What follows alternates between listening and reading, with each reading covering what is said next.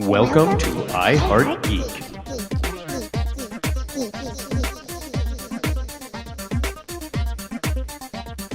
And welcome to another episode of I Heart Geek. Dun, dun, dun, dun, dun, dun, dun. Right now, I'm in this spot that I love Star Wars again. I forgive the trilogy, the post trilogy. I forgive the sequels. I forgive Jar Jar Binks at this moment. I'm not even kidding. This Obi Wan is something truly, truly special. I don't like doing the shows that I'm just like gushing over stuff. This is one of them. I'm very rarely does this happen to me. I am so happy with this.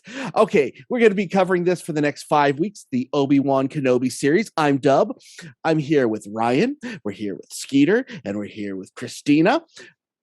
Oh wow. What can be said? Let's start with Ryan, because you had some very interesting thoughts. What was your initial thought right before going in and then going in? So I was ready for this to be my favorite series. Really? Everything up until this point's been just my Star Wars fix, but this I'm back in. I'm like, all I want to do is talk Star Wars, watch Star Wars. I'm just like, everything for me right now is Star Wars, and I haven't felt like that in a long time. Nice. Christina, what about you? What's your thoughts going into all this? Okay, so first of all, I watched the recap like 4 times. 4 times, okay. Like, because it gave you all the feels back right from the get-go. And I was like, oh, I gotta watch it again. Oh, I gotta watch it again. Okay, first of all, I'm a girl. I adore Ewan McGregor. So when you take something that's as beautiful eye candy as that, and you partner it with such brilliant casting for the most part on everything, and the way they've written this, oh my gosh, I'm already sad that it's going to be short, but it needs to be short. Now, we'll get to this in a second, but that is one of the other issues that I had with this was something that they did with Ewan McGregor that wasn't right, and we'll get to that as soon as we hear what Skeeter's take on going in. What's your initial thoughts? Okay, so you had me at hello. Dude, the opening changed my world. Griff and I had literally just finished Clone Wars. And so, it took us a year, but we finally did it, the whole thing. Yeah. And to see those last 4 episodes and then start, hit play on Obi Wan was this, oh my gosh. I mean, talk about the warm fuzzies, the things that we missed, the things that we hated being erased, and just like starting new. Yeah. And I loved every moment of what this was going to be. Yeah. Now let's start with this. My first big issue happened within the first couple of seconds of Obi-Wan. Just so you know, I do have to come at this as more of a curmudgeon because everybody loves it so much, and it's kind of boring episodes if we all just, I love it. So please don't be mad at me because I do love this, but I'm gonna have to pick some things apart that I really wasn't happy with. This first thing, I thought the first time you see Ewan McGregor was perfect. He's gruffy. It looks like he hasn't shaved. That's the right look with it, but there's no gray in his hair. There should have been some grays to start with that McGinnis look that needs to happen sooner or later. But my issue was that scene was perfect, and then the next time you see him, it's all nice and combed, and he's looking suave again. And I think that they needed to keep him looking gruff. I don't know about throughout the entire series, but at least through this, because he's still in the desert. There's no reason for him to clean himself up. That was an issue. That was one of those things that stuck out to me. Did that hit to anybody else, or is that just a me thing? Honey, I'll take him any way I can get him. Yeah, I'm fine with it. I think it was probably the job. Like he was, kind of working with that whatever kind of meat that they were cutting up, yeah, fish oils. I want to say it was some kind of sand fish. So maybe he was, rubbing in that fish oil, getting it nice and clean, keeping it real. That's just something that I wish they would have kept a little bit more gruff, just for the realism factor. Now, I don't know if any of you guys played Fable, the video game series. Fable 3, there is a desert world, and I'm talking that is the exact world that you see at the meat processing. It's like, yes. oh my gosh. And I was just so taken into that. That was fantastic. Okay, so this is what everybody seems to want to talk about, and that is one, Leia. Again, I had a little problem. She may be 9 years old at recording. She looks 6, and you needed a 10-year-old. With that, she did a fantastic job, but she looked too young to me. Go ahead, Christina. Yes, she looks young, but her attitude, her mouth is 100% 10. Like, I mean, I don't look my age, so. And don't say I'm 80, Dub, because I'm going to see you soon and I will hurt you. But no, in all reality, I mean, I didn't have as big a problem because she looked like Leia. And I was worried they were going to make her too much the diplomat. Yeah. And right at the get-go, when you see that is not her, I was just squealing with joy because I knew we were going to get the Leia I want, the way I imagined Carrie Fisher as a kid as Leia. She was more Luke than what you would have thought of as Leia, and I thought that was perfect for that age, which I thought was wonderful. What was your initial thoughts on the Leia character, Skeeter? So yeah, I thought like when you watched her run, that kind of took the 10-year-old out of it. I mean, you know, she looked very, very young, or maybe just small. Yeah. Aren't you a little short to be a Leia? I don't know. What are you trying to say about short people? But like, but everything about this little girl like screamed Leia. You know, her attitude, her quip when she spoke, her lack of fear, just she was awesome. Yeah. Ryan, what about you? I know that you were really yeah, so I for me, like I get to look at the prequels differently because I'm much younger than you guys. So I got to see exactly what I think. Fired. Yeah, I get to see exactly the perfect combination of Padme and Anakin. And like she's just like you're the ruining perfect it. meld between them. I can ruin it. That's fine. She's the free spirit you'd expect Carrie Fisher to be, but like she's so witty.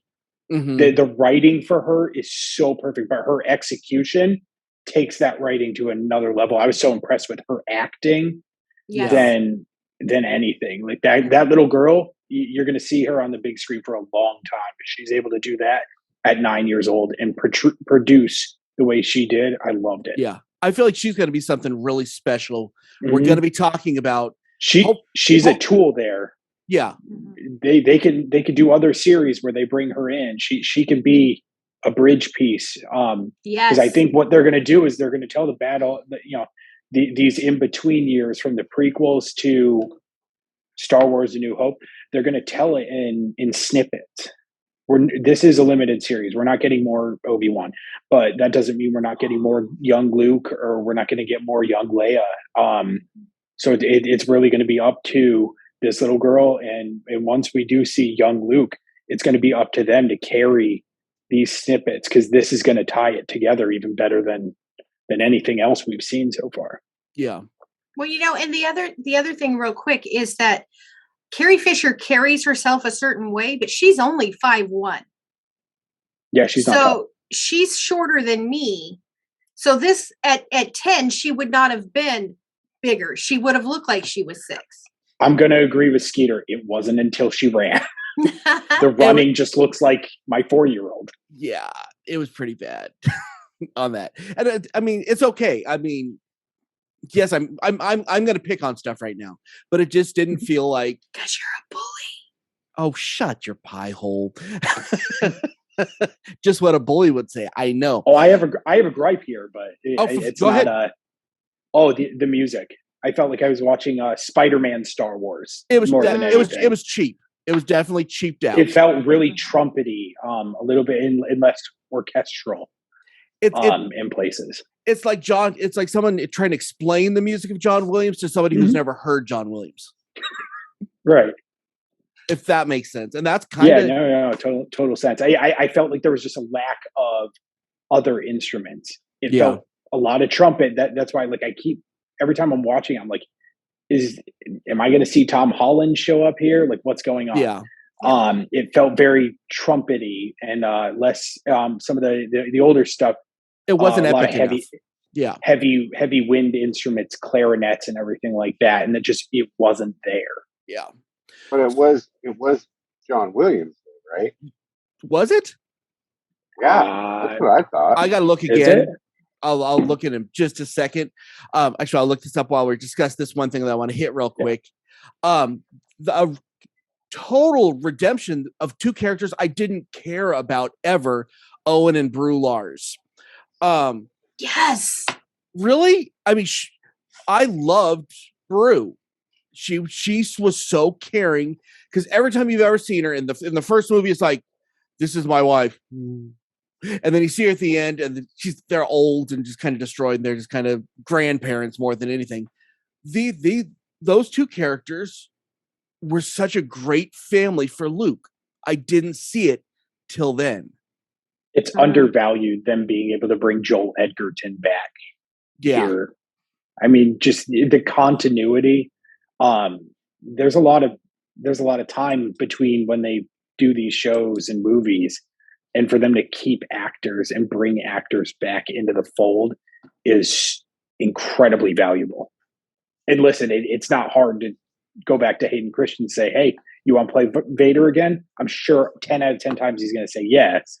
Oh, but he's like, he definitely said, Alec Guinness during the original trilogy, he wanted out.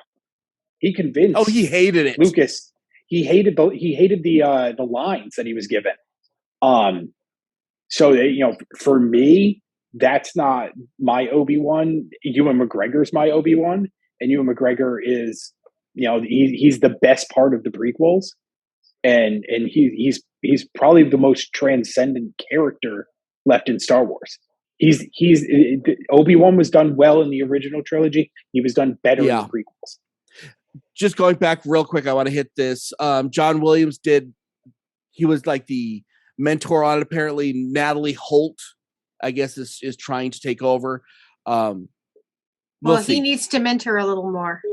I was told I'm not allowed to mention that anymore. So yeah, it is what it is. I'll leave that one alone. Also, I forget the name of the Leia mother. Also, this incredibly caring mother in this that I don't think we ever caught before. And I think that there's something that was so important about those loving family units that made them both turn out so well. I really like Bail. Bail Organa's portrayal. Like, he's still kind of like egging her on there. Hey, still be the kid. While her mother's saying, I need you to grab, being the senator by the horn, being what she would have become by the horns. But she's got her dad over there just saying, like, you be you. Yeah. He's still trying to push that. And that's the role as a dad, is and make sure they're being what they need to be. Yeah. Now, I want to hit, before we continue on with the characters, there's more characters I want to talk about, but let's talk about the fact that Disney did, what I think is the smartest thing. They released the first two episodes at the same time. I think that increased the love of this because you're so much more invested. Because yes, I think the first episode was amazing, but it wasn't as amazing until I watched the second. Mm-hmm. Does anybody else wish they'd just go week to week? Or I like dropping like a couple episodes that first week. And I like a weekly, by the way, too. So. Yeah, I'm really loving this going back to a weekly format. But sometimes Netflix does like where they drop it in like a part. So you'll get like 4 episodes at the beginning, and then it'll be a couple of weeks before you get like the next set of episodes. Yeah. I love that they give you 2. I would even like 3 or 4 episodes. Well, not with it being this short. Right. Not with it being a limited series, but Yeah. I loved getting 2 episodes and like just you get 2 hours of content there, and it's Yeah. just like you get to dive into it, and there's so much to digest. It's like it's great. So, Skeeter, do you wish they would have made you wait for the second episode, or do you think it just? So they got me on the hook with the first, and I literally was like, "Ooh!" And then get a second episode, and that kind of appeases you. It makes you feel good, especially seeing everything that happened. And really what started to ramp up. You got that voice. I mean, I know you as well as I. We heard, we heard the character, Yeah. and then everything that happened, we're like, oh, and we got that second episode. So we're fully now. Every viewer is now fully engaged. Yeah. In what's going on, and you get that second, and you're like, okay, I'm ready for the next one. Now we'll get to Flea and all that in a minute, but I want to hit this, and I'm putting this on record. Robert Friend as the Grand Inquisitor. I think him getting snuffed out that fast is going to go down in history as Darth Maul levels of that was stupid. You should not have killed this character. I want to watch a maxi series of the Grand Inquisitor. So that voice he did was so terrifying. He underplayed it perfectly. What is it? The third sister. She's a lot more over the top, but the way that the Grand Inquisitor played it was just so you hung on every word. It's not like frantic. I think that Disney should kick themselves for getting rid of this character so fast. If you would have been sitting in the house when that happened, like Griff went berserk. They fully retconned it. Because the Grand Inquisitor, that character was like the big dog in Rebels. Like he was the big bad. Yeah. And for him to go down that quick, like it was a waste. I was like, wait, this dude was badder than bad, and all of a sudden it just one shot, he's gone. Like this is crazy. So and he happened on screen, so it's not like some of the other deaths that we'll talk about in a minute. He's gone. I don't think they can bring him back on that.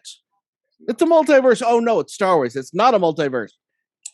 You're welcome, Marvel Universe. Any other thoughts on the Grand Inquisitor there, Christina? Yeah, I think it was absolutely idiotic. It was. I kept looking for like, did she knock him out? And I don't know if anybody else does this, but Disney's really smart because when you go on and you check like IMDb, they just put everybody in for 5 episodes. And sometimes I used to cheat like, oh, they're not in the next episode, they're dead. And he's there, but because they're so good at it, I was mad. I was mad because that should have had, if they were going to take him out, it should have been like the 3rd or 4th. It should never have been like, that's like, since I'm so much older than Ryan, you go to see Superman and they say that like Charlton Heston's going to be in it and he dies the first 5 minutes. My mom cried for a week. So. Wow. Yep. Yeah. So I think this was a huge wasted opportunity. And this is, I mean, visually, he is, I think one of the most special things that we've seen in this series so far. Visually, he is just, I want the toy. I want everything with this guy. Sort of like the Darth Maul thing. It's just, I don't know like why this bothered me. Well, Boba Fett lasted more, he lasted 2 movies. Yeah. There was just something, it was disappointing. I don't really quick. I think you guys are going to really like the Night Sisters here. Them bringing the 3rd sister in here, they were absolutely badass in Fallen Order. I know they're great in Rebels. This is a really good villain group that they have. But yeah, for them to off the Grand Inquisitor like that quickly, it was like, why would you even give us 2 episodes if you were going to do that? Yeah. Now, No, I wasn't yeah. happy with it. Now the third sister, let's move on to her for a second. I think has a lot of potential, but again, I feel like this character is overplaying it. There's what all the intentions are because she screams them at you, and that may be the character, but I don't know where I'm sitting on her right now. I think She's a recycled version of Kylo Ren, just like that anger and impatience, like at the same time, where they just like have no control over it and just taking weird actions into their own hand. For her to like hold a lightsaber up to Lars's throat, like why? She just lopped that lady's hand off. Come on, slow play it.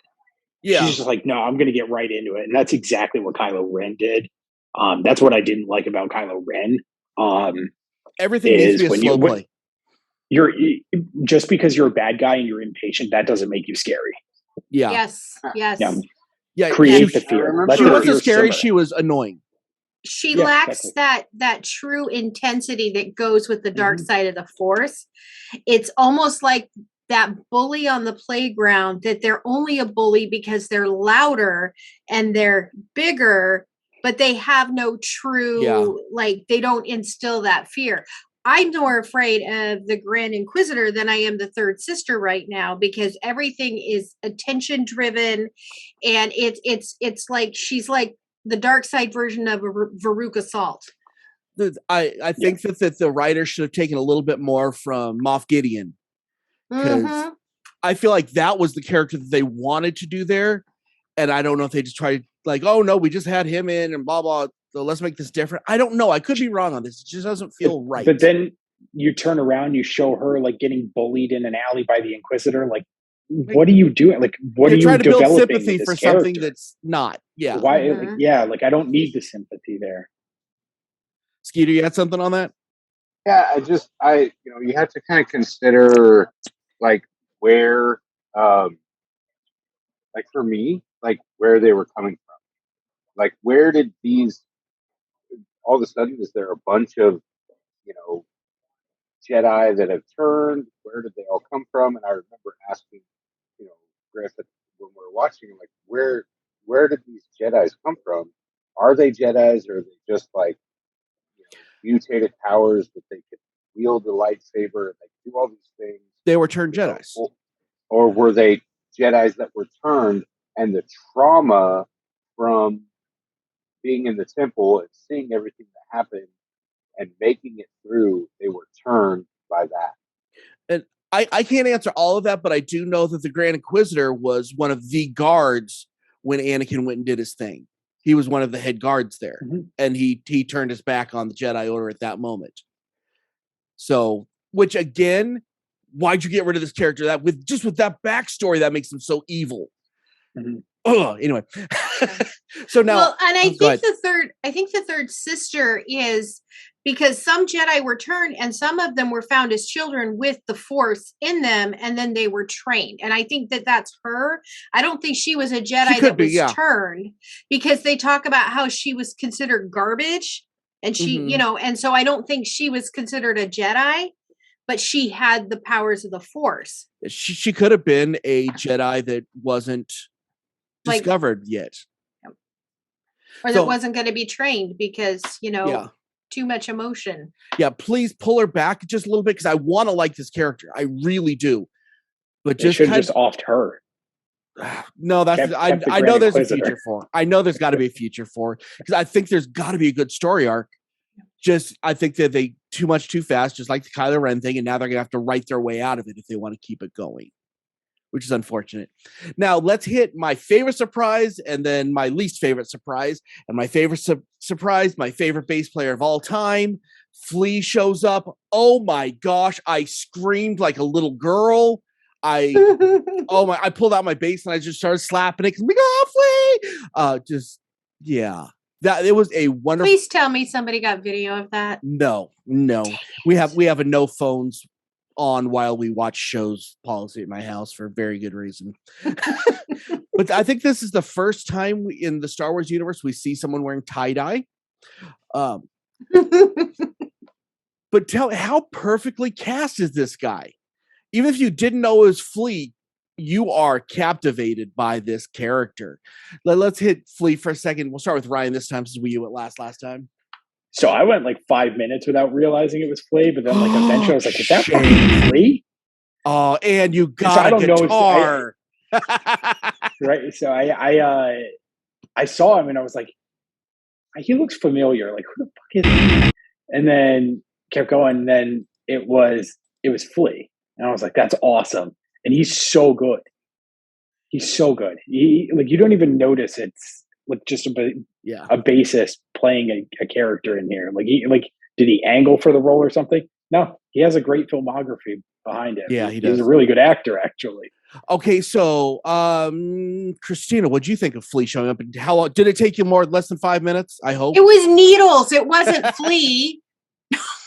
Oh no! I was excited. I was like, and I say that because I was like, "That's Flea," and Sean was like, "That's Needles from Back to the Future." I was like, "Okay, well, who are you? Who are you in my world?" He's also the tattoo artist in Son-in-Law with Paul Shore. Mm-hmm. That's terrible. Better than a kick in the face with a golf shoe. Well, he's in like Baby Driver. He's in a lot of stuff. Yeah. He's actually very, very diverse. He's very unappreciated as an actor because of what he does musically is so phenomenal. Yes.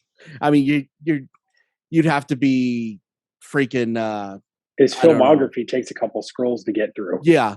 But like, it's I don't think he gets the credit that he deserves.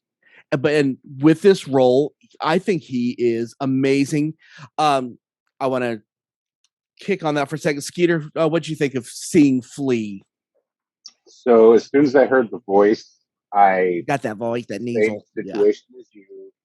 I was like, oh my God, that's Flea. Like nobody, like, oh my, this was the Bill Burr moment. Like getting, just kind of this, what the heck? What's Flea doing in this situation? And then we like the way Christina, you said it perfectly, or Sean said it perfectly. This is Needles from Back to the Future. I was like, yes, it is. Like somehow he got pushed into the future, and now Star Wars, and I loved every second of it. Perfect villain role, bad guy role. Yeah, he just plays it well. Now, something that gave me a little hope on this is the fact that he died off screen. It's escapable. Whatever happened, it's escapable.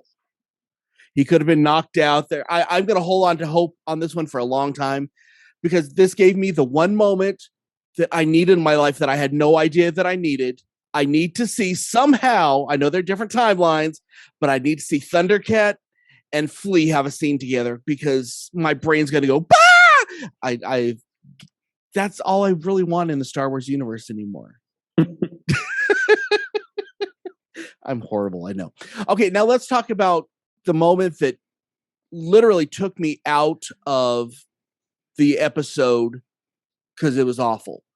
Let's see. I apologize. I'm going to butcher the name. Kumail Nanjiani, and I know I said he was in The Eternals. He was in The Eternals. He's the worst guy in Eternals. He was fantastic in Portlandia. He's been fantastic in a lot of things. He does not need to do serious stuff because even as he's playing serious, it's comedic and it's not funny when he does it. I was upset by his performance, and both times you see him, you're just like, oh, can you just shoot him? Playing the fake Jedi and all that. Just like, ugh. And I get where they were going. It just didn't. It's the exact role you'd expect him to play in it. But it didn't belong. I think after everything that's been so good. Go ahead, Christina. I would have been fine with it if they didn't try to give him honor at the end. So him showing up didn't take me completely out. I was like, that's interesting. But when all of a sudden he became the good guy and he was going to do the right thing and go up against the third sister. And first of all, why didn't she kill him? But that to me was like, no, you've been a sleazeball for this long. You're not just going to have this immediate shift. So I think that, and he's just not good at that. The right actor could have pulled it off. Yeah. Oh yeah. No, it is this is 100% on him because they could have had a million actors play that that fake Jedi role, and I love the concept of it. I don't know if it was him, if they didn't go far enough. He was like despicable, but you didn't really care because it was like it bothered me. He was just icky. Yeah, and if they'd have left him icky, I would have been okay with it. Very it much like Wanda, ideal. there is no redemption. It would have been ideal, but literally less than 15-20 minutes later, now he's a hero. Yeah, no. And yeah. What about you, Skater? Did you have any strong feelings on him?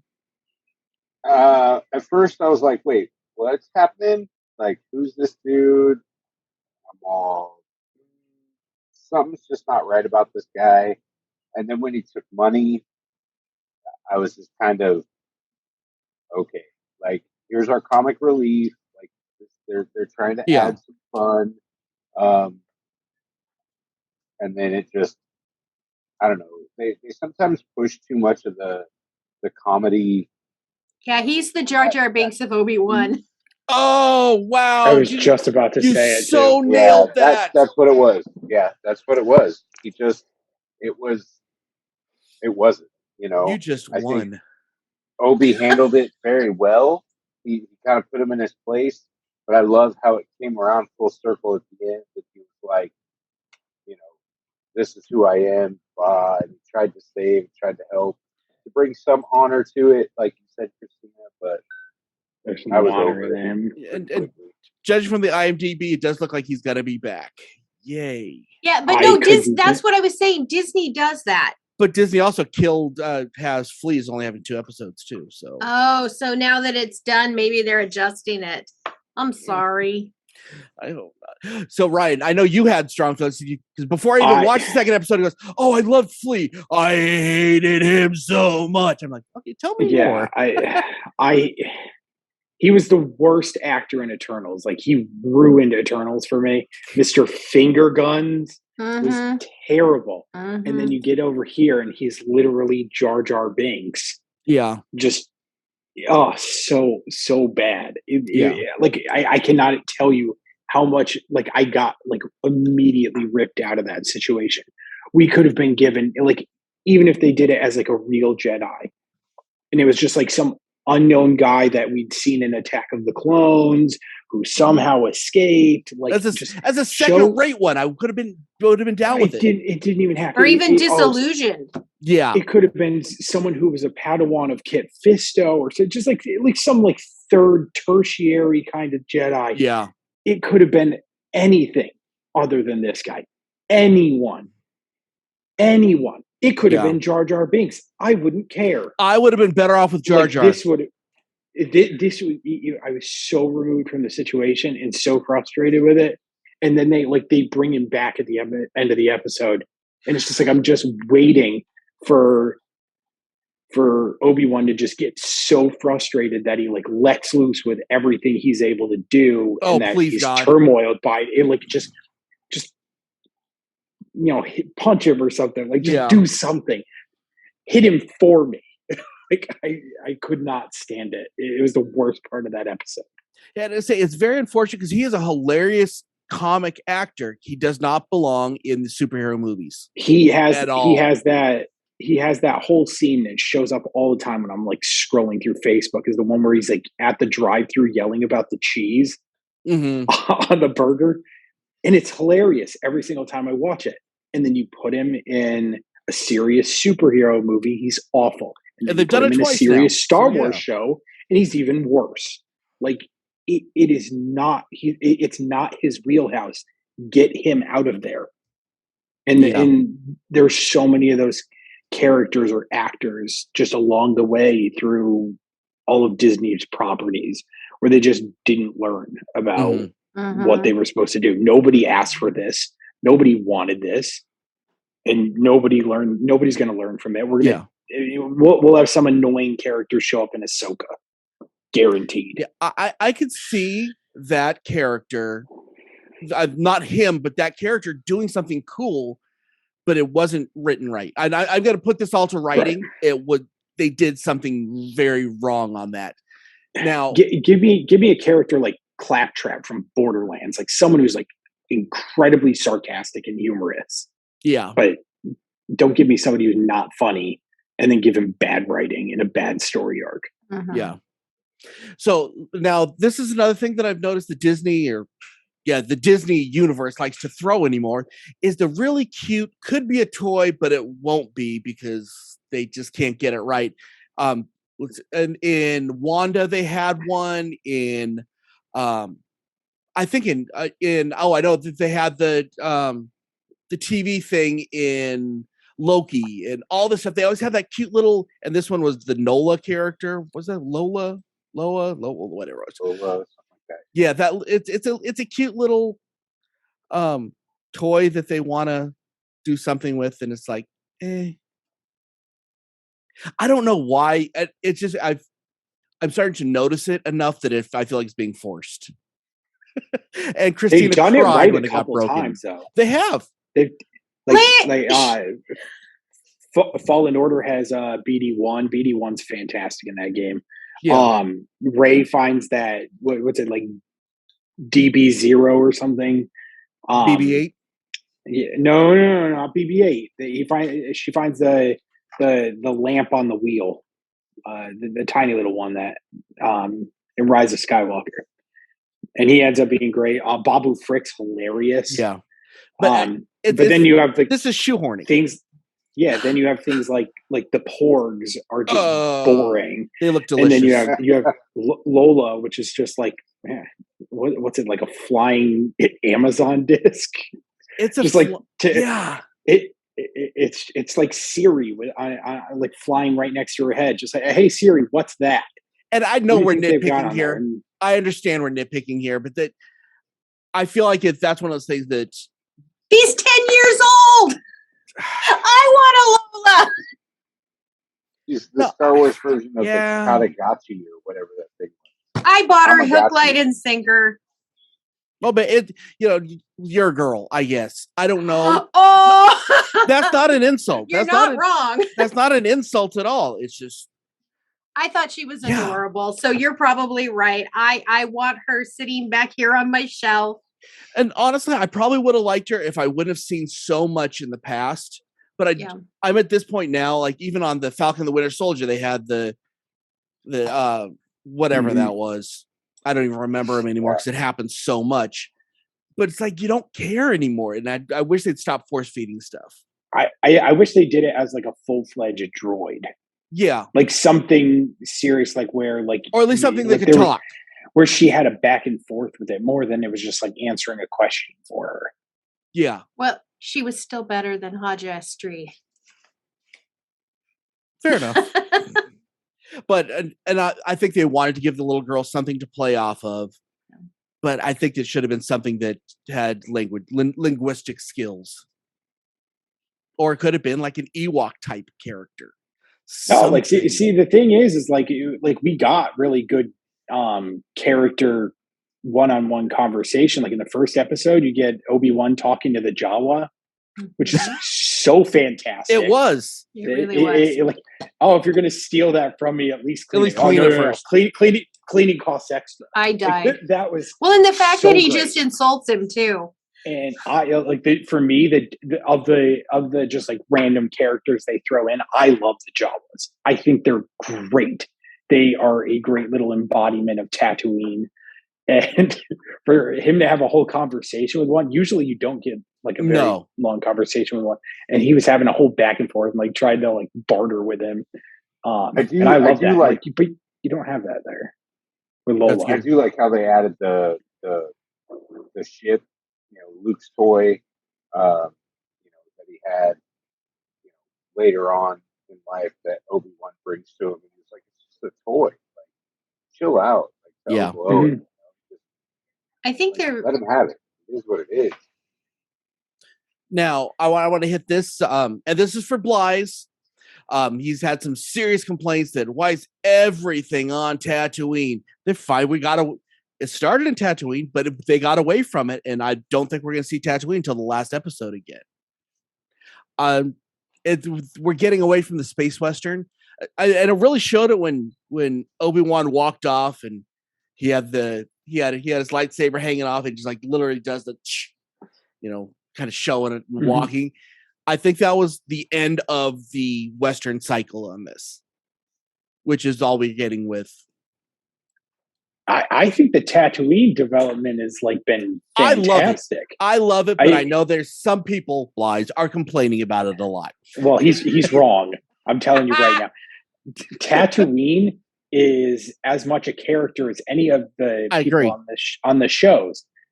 If you told like 7-8-year-old yourself, like when we first meet Luke in the first movie, if you were going to learn that much and learn and know random things about Tatooine that we know now, you would be so excited. Yeah. I mean, they're mentioning like districts of Tatooine that like we hear in Boba Fett. Like, oh, hey, I remember that spot. Yeah. Boba Fett runs that area, like, or eventually runs that area. Like there's so many tidbits like that Tatooine's been like the best developed planet. Yeah. And now hopefully we get some of that planetary development with Alderaan. Now, we've got more Alderaan than we have in a long time. Yeah. Now, I want to hit this real quick, and this is something that I think is important. I think this is the first thing that has come out of the Star Wars universe since probably the original, the real movies, all the movies. I think this is the first time that you could introduce a small child to this, and they're like hooked for life. I think that this show has something special. I loved Mandalorian. I liked Boba Fett. This leaves them in the dust. There's something that's so special and so unique that I think this is the first one that's really going to bring kids back into it that weren't. I really hope that I really hope some kids get that opportunity. Like I was the target audience for Phantom Menace, and that's your why fault. It probably is my fault, and that's fine. I get the luxury of understanding that the original trilogy are untouchable, but I also get the luxury of all the nostalgia goggles for the prequels, and then I get all the hardcore fandom that I get on all this new stuff. So, like, for me, there's nothing you can put in front of me that's Star Wars that I'm going to think's bad. I'll go back and watch any of the prequels and be perfectly fine watching it because I grew up watching those just as much as I grew up watching Empire Strikes Back. So I'm lucky in that sense. I wish other people got that opportunity. You guys didn't get that. But for me, like I didn't really get to think that Jar Jar Binks was a terrible character until after those movies were over. Yeah. And for me, like Revenge of the Sith, like that character, that headbutting between Obi-Wan and Anakin, that is peak Star Wars to me, because it is the ultimate tug of good and evil. Yeah. So like for me, Fair like enough. I'm getting Obi-Wan. Obi-Wan's my favorite character. Yeah. Because he's been portrayed the best. So I'm just like I'm here, and I'm just loving every minute of this. Yeah. Now, Skeeter, do you think I'm overstating the importance of this, or is this just emotional goggles because I'm like emotional into it? I don't know. There, you have a good balance right now. I mean, yeah, are you putting too much? Maybe, but I think that those of us that saw what we saw in the prequels and the last three. We're children of the middle. 4, 5, and 6 were us. That's the Obi-Wan that we got. Then for the generation that came up behind us, Ryan's age, they are seeing. That's what they got first. They didn't get 4, 5, and 6. Yeah. So us as for me, for you, for Christina, our emotional attachment is to is our attachment to Yeah. the middle. You know, as much as we hate certain pieces of the other ones, I will say I'm emotionally connected to it because I got to watch those last 4 episodes of the Clone Wars. Yeah. Fair enough. Like that changed my entire view because I got to see the missing pieces of Revenge of the Sith. And now I understand the whole loop behind it. Gotcha. And I get it now. Mm-hmm. It's like, wow. So yeah, I'm right there with you. Now, but I do got to say this, especially with this, no matter what generation you're from, you accept Ewan McGregor as Obi Wan. No matter if you're my generation or younger, everybody accepts it. And I think that's what has made this so it works. I don't think it'd work with any other character. Even a Yoda, I don't think would work as well as this. My emotional attachment is definitely 1, 2, and 3 when it comes to Obi-Wan. I'm just saying. Fair enough. So how do you sit on that? Is this just hype? Is it emotion, or do you think this is something that is truly different and special? I think it's something special. I think that we took 2 phenomenal characters in Luke and Leia, and from day one, there's been memes, there's been jokes. How if they ended 3 the way they ended 3, what happened to Obi-Wan? Like, what happened? And the combination of all of that is, to me, brilliant. It's spine-tingling, exciting. And I think that this is something that I am going to someday sit down with my grandkids and be like, let me tell you a story, and sit down and watch this with them. So yeah, I think this one is, I really do, and I'm putting this on record now. I feel like this Obi-Wan series is going to be as important as the Holy Trinity. The Holy Trilogy. I should say that, sorry. as the original trilogy. I feel like it is going to be that important. I would even go so far as to say that I think this is, maybe with the exception of WandaVision, I think this is the best series that's been on Disney Plus. Period. Yeah, I think so it's far, that good. And that's putting a lot with 2 episodes, because you guys know that I like hold back, but there's something so special about this. So let's finish this up real quick. What grades do you guys give this? And this is going to be a hard one to grade. Remember, it's you don't want to raise that bar too high. Let's start with Christina on this one. A B+. Fair enough. A B+. I think it would have been higher if they had not taken us out in that moment. Yeah. And that is like, that for me is a struggle. But then on top of that, it would have been a C, but the way they ended it bumped it right back up to a B+ for me, because I just really still struggle with that dramatic change in the character so quick. That's fair. Ryan, what do you grade this at? I'm going to give it an A-. I think that it's on the right trajectory, but what it's done for me for Star Wars, like I just haven't felt this same way about Mandalorian and Boba Fett. For me, all I want to do is think Star Wars, and I haven't felt that way in a long time. So for a show to do that for me, I'm giving it an A-. I haven't even wanted to start Stranger Things. I'm just like, I haven't even Star Wars. Yet. More Star Wars. More. How many times have you watched it?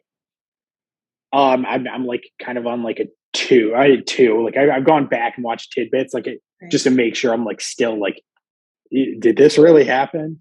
I'm kind of tidbits of episode 2, but I definitely watched the first episode twice.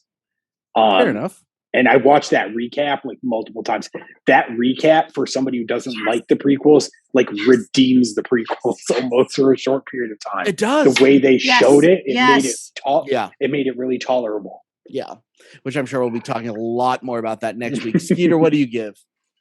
I'm going B+, and my B+ is really based on the opening of the first episode, really kind of recapping everything, giving us practical with the clone troopers. When Order 66 was enacted, that was interesting how they did that. That was so cool. I thus far, the things that kind of are the negatives for me are kind of B plus. I'm going to go with B and hope that it fair enough. Totally turns into some extra credit and gets me to that A. Yeah. So, go ahead, Christina. Something I'm sorry, I was going to say it earlier. Something that I loved is, we always say, we talked about in The Mandalorian and Grogu about how all the Jedi were killed. And that moment when they did the Order 66 right at the beginning and they said, what do we do now? And they said, we run. It just answered that. And I loved that they answered and addressed that question. Sorry. Yeah. No, that's perfect.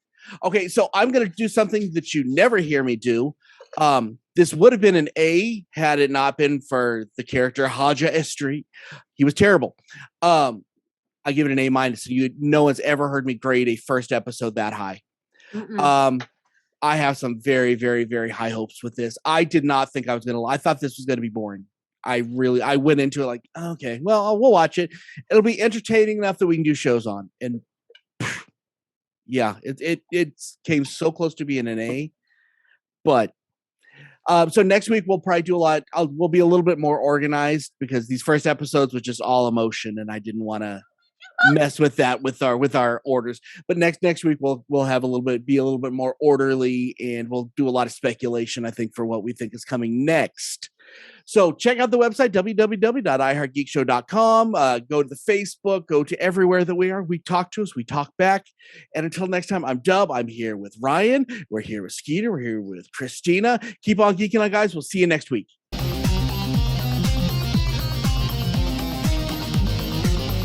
You have been listening to the latest episode of the iHeart Geek Show.